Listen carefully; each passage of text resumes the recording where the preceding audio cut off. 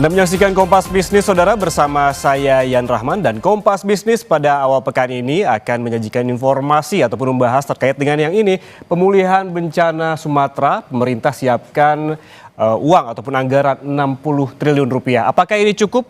Saudara, sebelumnya Menteri Keuangan Purbaya Yudisadewa ini memastikan pemerintah memiliki ruang fiskal yang memadai untuk kebutuhan penanganan bencana pada 2025 dan juga 2026.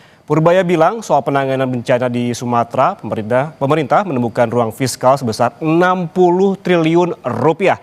Lalu pertanyaannya, Saudara, dari mana asal uang ini?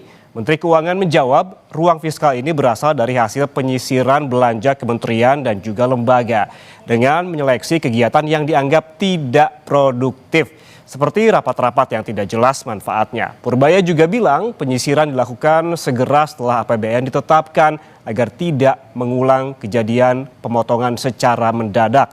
Dengan cadangan yang ada dan ruang efisiensi yang besar, Purbaya memastikan pemerintah siap menjalankan respons kebencanaan tanpa mengganggu stabilitas anggaran. Berikut lebih lengkap pernyataan dari Menteri Keuangan Purbaya Yudisadewa soal anggaran 60 triliun untuk pemulihan bencana.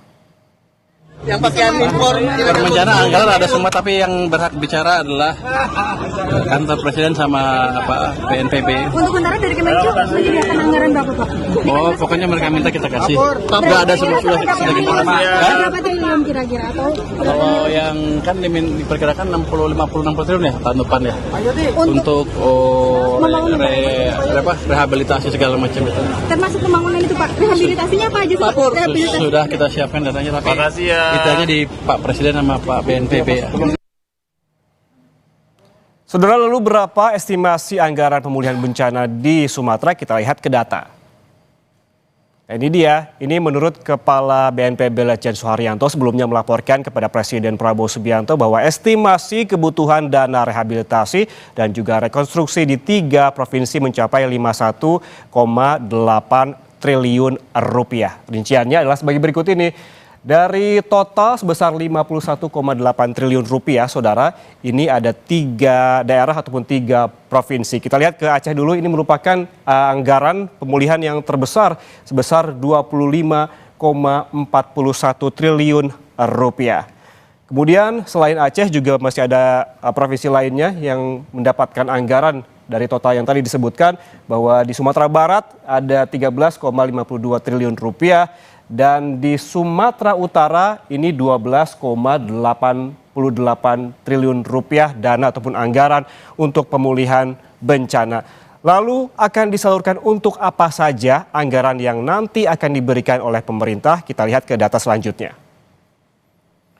Nah, ini dia fokus penggunaan anggaran bantuan bencana Sumatera. Ini masih berdasarkan dari keterangan dari BNPB, Saudara. Fokus penggunaan anggaran ini nantinya untuk pertama ini perbaikan rumah warga dan hunian sementara. Kemudian ada juga pemulihan infrastruktur vital, karena kita ketahui bahwa bencana juga merusak jalan dan juga jembatan-jembatan yang menjadi akses penting bagi warga di 3 provinsi. Yang ketiga ada rehabilitasi fasilitas umum dan juga layanan publik. Dan terakhir ada pemulihan ekonomi masyarakat, karena memang bukan hanya terkait juga infrastruktur, yang perlu dipulihkan adalah bagaimana ke depannya warga bisa kembali beraktivitas secara ekonomi di pasar, berjual beli, bersekolah dan lain-lain. Dan Saudara, sebelumnya dalam rapat terbatas di Banda Aceh pada 7 Desember lalu, Presiden Prabowo Subianto menyetujui alokasi tambahan dana darurat untuk 52 kabupaten kota terdampak bencana longsor dan juga banjir di Aceh, Sumatera Utara dan Sumatera Barat. Mendagri, Anda minta 2M per kabupaten ya. Saya kasih 4M. Ya. Ya. Ya. Kemudian untuk provinsi, nanti provinsi dihitung ya. Provinsi yang paling besar mana? Yang paling berat ya. Kirim 20M. Nanti Sumatera Utara berapa, nanti gubernurnya suruh ketemu saya ya. Sumut ada? Mana? Hadir semua ya? Wah, dengar dia. Waduh. Ya, oke. Pokoknya kita bantu ya. Kalian yang di depan, kalian panglima-panglima terdepan, kalian yang harus bekerja keras untuk rakyat ya. Jadi yang bisa saya kerahkan adalah dukungan untuk kalian supaya kalian tidak ragu-ragu. Ya, saudara, yang menjadi pertanyaan, apakah anggaran bencana yang disiapkan pemerintah sebesar 60 triliun rupiah cukup untuk pemulihan bencana di 3 provinsi di Sumatera? Apa saja fokus utama yang perlu dilakukan oleh pemerintah untuk mempercepat pemulihan bencana? Sesaat jeda, Kompas Bisnis akan membahasnya lebih lengkap untuk Anda.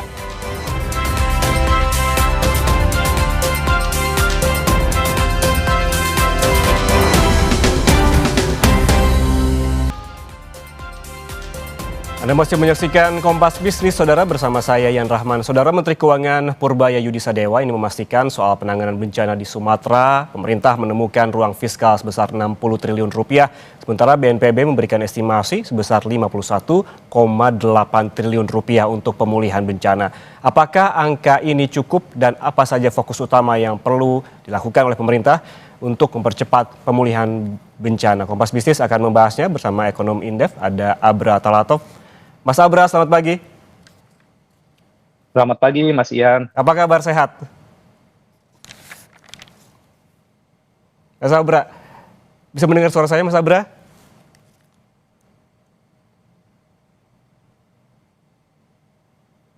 Mas Abra, apakah bisa mendengar suara saya?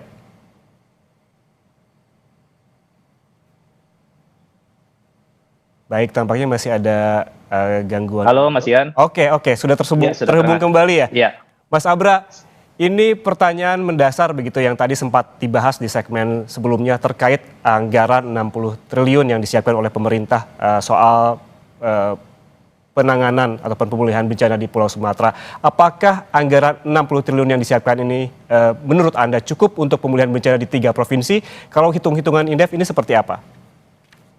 Ya, jadi saya melihat bahwa pesan pemerintah untuk mengalokasikan anggaran 51,8 triliun ini, jika ini dibaca sebagai alokasi tahap awal, ini cukup realistis mengingat memang kebutuhan awal untuk melakukan pemulihan bencana ini kan lebih banyak sifatnya untuk yang secara fisik yang bisa langsung dirasakan oleh masyarakat, khususnya terkait dengan akses transportasi. Nah, ini saya pikir paling mendesak yang mesti dilakukan pemerintah, karena dengan akses transportasi yang kembali terbuka itu akan memudahkan juga nanti masuknya barang-barang baik untuk kebutuhan pokok maupun untuk barang-barang untuk pembangunan konstruksi fasilitas layanan dasar untuk masyarakat seperti sekolah, kemudian juga rumah sementara, pasar dan lain sebagainya. Jadi saya pikir untuk 51,8 triliun itu masih cukup realistis lah untuk tahapan awal, tetapi memang kalau saya melihat dari ruang fiskal yang dimiliki pemerintah, ya 51,8 triliun yang dialokasikan untuk tahun depan itu sebetulnya juga masih dimungkinkan, karena memang sampai bulan akhir Oktober kemarin defisit fiskal kita juga masih ada sisa kurang lebih sekitar 72,5 triliun lagi. Jadi baru terpakai 2,02% terhadap GDP. Gitu, Mas. Jadi dengan kita membaca pernyataan dari Pak Purbaya bahwa pemerintah sudah menyisir ya dari belanja kementerian lembaga, saya melihat itu masuk akal, karena sampai akhir Oktober kemarin belanja pemerintah pusat ya kementerian lembaga itu baru termanfaatkan sekitar 66,2%. Jadi masih ada space yang cukup banyak itu, Mas. Jadi memang masuk akal sekali untuk digunakan realokasikan untuk mendanai pemulihan bencana di Sumatera. Oke, masuk akal dan juga cukup realistis untuk pemulihan awal ya, perlu digarisbawahi, karena memang sebelumnya BNPB juga telah memberikan estimasi ini sebesar 51,8 triliun, berarti lebih kecil sedikit dari yang telah disiapkan oleh pemerintah. Sementara Mas Abra, kalau kita mengacu sejumlah ekonom hingga DPR yang memperkirakan kerugian dan juga biaya penanganan bisa mencapai 100 hingga 200 triliun rupiah, itu jauh sekali angkanya. Tanggapan Anda seperti apa? Iya, memang kalau kita melihat nilai ekonomi di 3 wilayah tersebut ya, dengan mengacu pada PDRB 3 provinsi di tahun lalu, Aceh, Sumatera Utara, dan Sumatera Barat, itu kurang lebih nilai ekonominya mencapai 1.723 triliun. Ya, dengan adanya alokasi 51,8 triliun tadi, artinya itu kurang lebih sebesar kira-kira 3% dari ukuran ekonomi tiga provinsi tadi, Mas. Mhm. Jadi 3% yang dialokasikan oleh pemerintah melalui APBN ya terhadap tiga provinsi tadi ya masih cukup signifikan ya untuk digunakan sebagai tahapan awal. Tetapi kita tahu bahwa ketika tiga daerah tadi di kabupaten kota yang terimbas itu tidak bisa melaksanakan kegiatan ekonomi secara normal, tentunya di tahun mendatang ini akan ada potensi kehilangan ekonomi di daerah tersebut, termasuk juga kehilangan PAD bagi daerah. Makanya pemerintah juga selain mengalokasikan untuk pembangunan secara fisik dan juga bantuan langsung kepada masyarakat juga saya kira perlu mempertimbangkan untuk menambah dana transfer ke daerah untuk ke tiga wilayah tersebut karena pastinya ya tiga daerah tadi tidak memiliki kemandirian fiskal ya karena adanya gangguan ekonomi yang dihadapi oleh ketiga provinsi tadi, Mas. Oke, oke soal tadi masih ada ruang fiskal yang memang tadi Mas Abra juga menyebutkan ada 70 triliunan lebih begitu ya. Yang jadi pertanyaan adalah sebelumnya banyak khawatiran begitu dari ekonom maupun dari warga soal apakah negara ini punya uang untuk penanganan bencana. Namun dijawab sudah tadi oleh Pak Purbaya bahwa ada ruang fiskal sebesar 60 triliun dari efisiensi kementerian dan juga lembaga. Apabila memang sebelumnya ini tidak digunakan untuk penanganan bencana, ada yang menyebutkan ini seharusnya digunakan untuk MBG. Indef melihatnya seperti apa? Iya, iya pertama melihat dari serapan belanja pemerintah pusat kementerian lembaga ya. Saya menyoroti mungkin dari sisi belanja barang sampai akhir Oktober itu baru terserap 72,3%. Jadi masih ada sekitar 27%-an lah sisanya untuk 2 bulan terakhir ini November dan Desember. Dan belanja barangnya juga banyak digunakan biasanya untuk kegiatan yang sifatnya tidak prioritas seperti rapat, perjalanan dinas. Nah itu saya pikir masuk akal untuk direalokasi untuk pendanaan pasca bencana di Sumatera. Yang kedua, untuk program MBG sendiri pemerintah sebetulnya masih punya peluang juga untuk mengambil sebagian alokasi anggaran MBG untuk rekonstruksi di Sumatera karena sampai 18 November 2025 ada laporan dari Kemenkeu beberapa waktu lalu itu juga baru terserap 58,2% dari APBN dari 71 triliun alokasi baru terserap sekitar 41,3 triliun. Jadi masih cukup banyak space sekitar 40% anggaran MBG. Saya pikir ini juga cukup realistis untuk bagi pemerintah untuk merealokasi juga sebagian dana MBG, Mas. Oke, kemudian dengan dana yang sudah disiapkan oleh pemerintah dan juga ada estimasinya yang tadi disebutkan oleh BNPB juga. Kemudian menurut Anda apa saja fokus pemulihan yang harus dilakukan oleh pemerintah? Tadi sempat sekilas disebutkan oleh Mas Abra. Tapi ini dimulai dari mana dulu? Tadi saya sempat membacakan beberapa peruntukannya, begitu termasuk tadi ada infrastruktur, pemulihan ekonomi warga, dan juga ada penanganan jalan dan juga jembatan begitu. Ini harus dimulai dari mana dulu atau bisa berjalan secara paralel? Iya, saya kira pemerintah harus memiliki timeline yang jelas juga yang terukur untuk memonitor perkembangan pemulihan pasca bencana di Sumatera. Jadi paling tidak ada 3 tahapan. Yang pertama adalah tahapan jangka paling pendek ya, 1 sampai 30 hari itu untuk memulihkan layanan dasar dan akses tadi khususnya untuk transportasi darat gitu agar akses kebutuhan dasar masyarakat juga bisa terpenuhi dan aktivitas ekonomi masyarakat juga bisa perlahan mulai normal. Kemudian yang kedua juga antara bulan ke-1 sampai bulan ke-6 bagaimana pemerintah ya bisa membantu memulihkan tempat untuk mendapatkan penghasilan khususnya yang berkaitan di sektor pertanian karena pastinya kan lahan-lahan pertanian, irigasi, dan alat produksi itu juga banyak mengalami kerusakan. Jadi pemerintah juga perlu membantu masyarakat yang mengandalkan aktivitas sektor pertanian ataupun perkebunan untuk kembali bisa hidup mendapatkan penghasilan dari mata pencaharian yang selama ini mereka andalkan. Termasuk juga membersihkan ataupun memperbaiki pasar-pasar ya, pasar tradisional dan juga sekolah untuk kebutuhan dasar masyarakat. Yang agak panjang rekonstruksi 6 sampai 24 bulan itu adalah untuk pembangunan seperti sekolah permanen, rumah permanen juga dan juga infrastruktur yang sifatnya cukup strategis seperti jembatan, tanggul, itu juga perlu ada tahapan-tahapan. Jadi alokasi anggaran tadi yang terbatas 51,8 triliun itu juga bisa terus ditinjau, sudah terbangun berapa kilometer jalan, sudah berapa banyak unit rumah yang diperbaiki, sekolah berapa banyak unit sekolah. Jadi harus dimonitor waktu demi waktu, jelas ada transparansi juga kepada publik. Anggaran itu tidak menguap begitu saja dirasakan langsung oleh masyarakat. Dan yang terakhir saya kira juga cukup penting adalah pemerintah tidak boleh hanya berpikir ini sebagai respon sesaat saja, jangka pendek. Ini kan juga pastinya nanti ada kemungkinan-kemungkinan ya, kebutuhan tambahan. Karena saat ini kan pemerintah melalui Kementerian PU dan Kemenko Infrastruktur juga masih melakukan estimasi kebutuhan untuk pendanaan. Saya pikir nanti kebutuhan anggaran akan jauh lebih besar daripada yang dialokasikan sekarang. Nah, artinya pemerintah juga perlu menyiapkan dari sekarang, memitigasi adanya ruang fiskal dari kementerian lembaga lain yang akan dialokasikan untuk tahapan selanjutnya. Dan yang kedua juga jangan hanya mengandalkan dana dari APBN.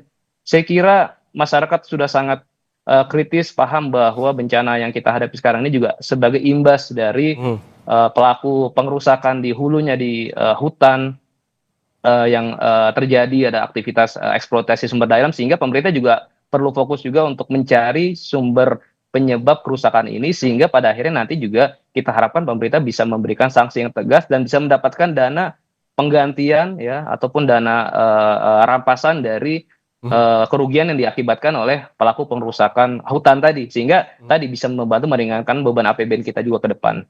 Oke, berarti yang perlu dilihat bukan cuma di hilir begitu, dan ini harus hulu hilir juga harus benar-benar dilakukan monitoring, dan juga tadi disebutkan oleh Mas Abra terkait juga target strategi secara waktu juga perlu diperhatikan. Ini artinya terkait dengan waktu. Ini ngomong-ngomong soal waktu, Mas Abra, saat ini kan desakannya adalah percepatan pemulihan. Kemudian ini pemerintah harus memiliki target berapa lama sesungguhnya, mengingat ini juga sedikit banyak berpengaruh terhadap pertumbuhan ekonomi regional dan juga nasional. Iya, ya saya pikir waktu yang biasanya ya benchmarknya dalam pemulihan di beberapa daerah itu paling maksimal itu 2 tahun, masyarakat sudah bisa kembali beraktivitas secara normal. Ya ada sumber penghasilan yang diperoleh masyarakat secara permanen. Aktivitas pertanian, kemudian perdagangan itu sudah kembali normal lagi, dan juga bahkan hunian tetap bagi masyarakat juga sudah bisa diterima oleh masyarakat. Apalagi kalau ini kan juga ada kemungkinan dilakukan relokasi tempat tinggal ya, karena mengingat masih adanya resiko bencana susulan ataupun bencana yang akan terulang kembali, mengingat di sisi hulunya ini kan juga belum ada perbaikan gitu, Mas. Jadi ini saya pikir butuh waktu yang lebih panjang, tetapi tetap harus ada target yang terukur. Maksimal 2 tahun semuanya sudah bisa beraktivitas normal. Sehingga pada gilirannya nanti kita harapkan ketiga daerah tadi bisa secara mandiri ya, bisa mendanai, membiayai pembangunan di masing-masing daerah. Oke, kalau memang maksimal 2 tahun berarti waktu yang memang cukup lama. Jika anggaran ini untuk perbaikan saja, lalu bagaimana dengan keberlanjutan ekonomi di daerah bencana, mengingat perbaikan juga terus dilakukan dengan target tertentu apabila memang maksimal juga 2 tahun, artinya harus diperhatikan juga dong bagaimana keberlanjutan ekonomi warganya tidak sebatas diperbaiki lalu selesai begitu. Betul, betul. Memang tentunya harus ada kebijakan yang tetap afirmasi ya ke ketiga daerah tadi, baik ke masyarakatnya maupun ke pemerintah daerah. Ya apalagi kita lihat awal-awal kejadian kan beberapa kepala daerah angkat tangan gitu, Mas, untuk melakukan penanganan terhadap 3 daerah itu, karena mengingat mereka mungkin tidak pernah mengalami kejadian serupa. Yang kedua juga keterbatasan anggaran. Jadi pendampingan yang dilakukan oleh pemerintah pusat tentunya tidak boleh hanya bersifat jangka pendek dan hanya sifatnya bantuan yang sifatnya konsumtif, tetapi harus bantuan secara fundamental ya, mengembalikan membantu memfasilitasi masyarakat agar memperoleh kembali mata pencaharian mereka. Dan tugas itu bukan hanya di beberapa kementerian utama seperti fisik tadi, Kementerian PU ataupun Kementerian Perumahan, tetapi juga kementerian ataupun sektor lain yang sifatnya real seperti Kementerian UMKM, kemudian Kementerian Perdagangan dan lain sebagainya, sehingga bisa membantu menghidupi geliat ekonomi di masing-masing wilayah tersebut, Mas Ian. Oke, terakhir Mas Abra, singkat saja, jika memang dibutuhkan waktu maksimal 2 tahun, strategi apa yang perlu dilakukan oleh pemerintah agar ini berjalan secara efisien dan juga tidak secara anggaran begitu tidak terlalu menghabiskan begitu? Ya, saya pikir ada 3 fokus yang harus dimainkan oleh pemerintah. Pertama, mitigasi, bahwa alokasi yang sudah disiapkan pemerintah tadi ini sifatnya sementara dan tentunya jauh dari kata cukup. Ya, artinya pemerintah perlu melakukan mitigasi ataupun penyiapan kebutuhan tambahan anggaran di tahun mendatang. Yang kedua, bukan hanya bersumber dari APBN, tetapi juga pemerintah harus bersiap mencari sumber dana dari non APBN, khususnya dari para pelaku pengerusakan hutan tadi. Dan juga pemerintah perlu mempertimbangkan adanya skema asuransi bencana. Jadi ketika terjadi bencana berikutnya, pemerintah juga sudah bisa memperoleh sumber pendanaan. Dan yang terakhir, perlunya ada transparansi terhadap penggunaan anggaran tadi. Jangan sampai anggaran yang besar tadi menguap begitu saja, tiba-tiba tidak bisa kita ukur keberhasilannya, dan masyarakat betul-betul harus bisa merasakan dan bisa memantau langsung setiap progres dari perkembangan pemulihan pasca bencana di Sumatera. Gitu, Mas Ian. Oke, paling tidak ada 4 poin begitu yang bisa diambil strategi ketika pemulihan bencana jika waktunya memang memakan waktu yang lebih lama begitu, terkait juga dengan mitigasi, bersiap sumber dana yang non APBN, skema asuransi bencana, hingga transparansi penggunaan anggaran. Terima kasih Mas Abra Talatov, Ekonom Indef, atas waktunya bersama kami di Kompas Bisnis. Sehat selalu. Terima kasih, Mas Ian.